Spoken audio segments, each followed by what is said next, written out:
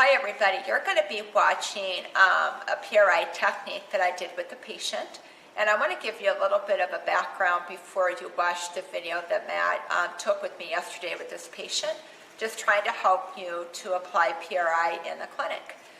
The patient came in to me. She's normally a patho PEC, and she came in and she is neutral in her head and neck, her trunk, and her pelvis with PRI testing, with the exception of having a positive bilateral passive abduction raise test.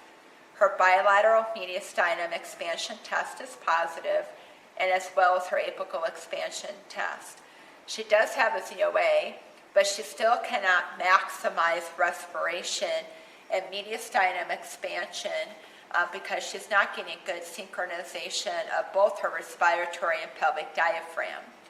So despite having a zone of apposition and having her ribs in a good position, with her having negative HGIR and horizontal abduction, and despite having her pelvis in a good position with a negative adduction drop test, we still know that she's still not fully able to integrate her pelvic diaphragm to help give more power to her respiratory diaphragm to help out to maximize expansion activity.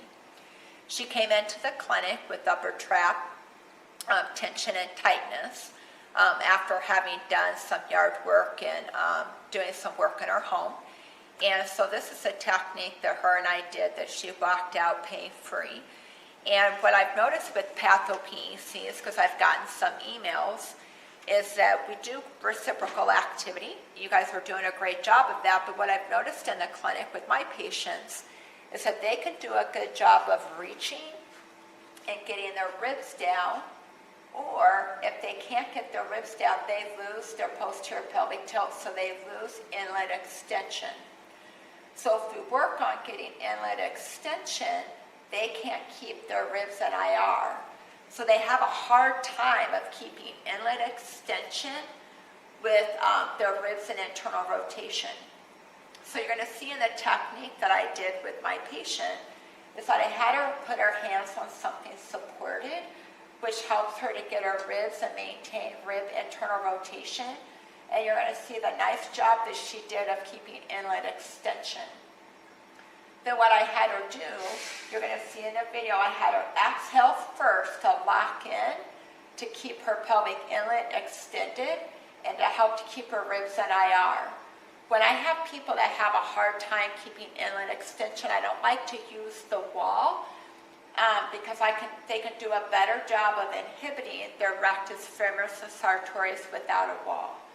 So she got into this position. I had her exhale squat down. I had her inhale reach.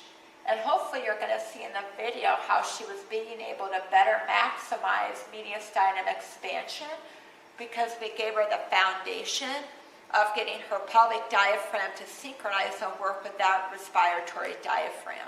So this is an activity that we did that made her feel a lot better.